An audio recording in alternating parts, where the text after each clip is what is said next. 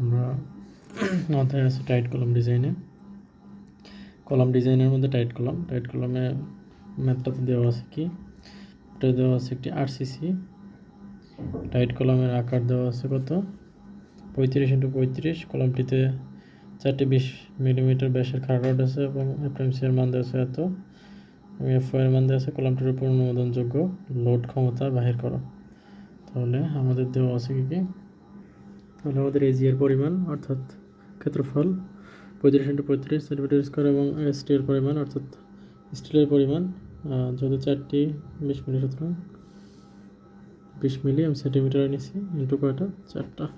তাহলে আমাদের ক্যালকুলেটর চাপে যেটা আসে সেটাই 0.785 ইন্টু 12.56।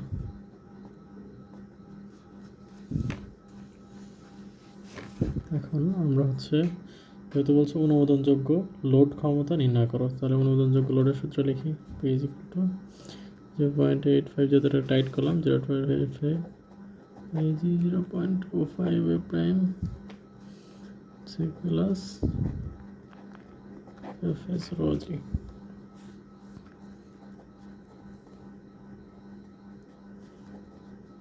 এজি এর মান কত, এজি আমরা পেয়েছিলাম 35, তো 35 ডাইরেক্ট আমরা বসাই দেবো, সেন্টিমিটার আছে না, সেন্টিমিটার নির্ণয় করবো 0.25 এ প্রাইম সি। এ প্রাইম সি এর মান আমরা পাইছিলাম কত, এ প্রাইম সি এর মান পাইছি হচ্ছে 210, ডাইরেক্ট 210 বসাবো যেহেতু দেওয়াই আছে। এফএস এর মান কত দেওয়া আছে, যদি এফএস এর মান দেওয়া নেই এফএস এর মান আমরা কত, এফ এর মান দেওয়া আছে কত 3500, সুতরাং এফএস এর মান 0.40 ইন্টু এফওয়াই কত 3500 কত আসে 1400, সুতরাং এফএস এর মান 1400 ইন্টু রোজি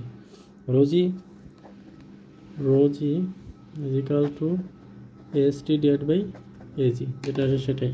তাহলে এসটি আমার কত আসছে 12.56 ডিভাইড বাই এজি 35 × 35। রোজি এর মান আসছে 0.0102। রোজি এর মান আসছে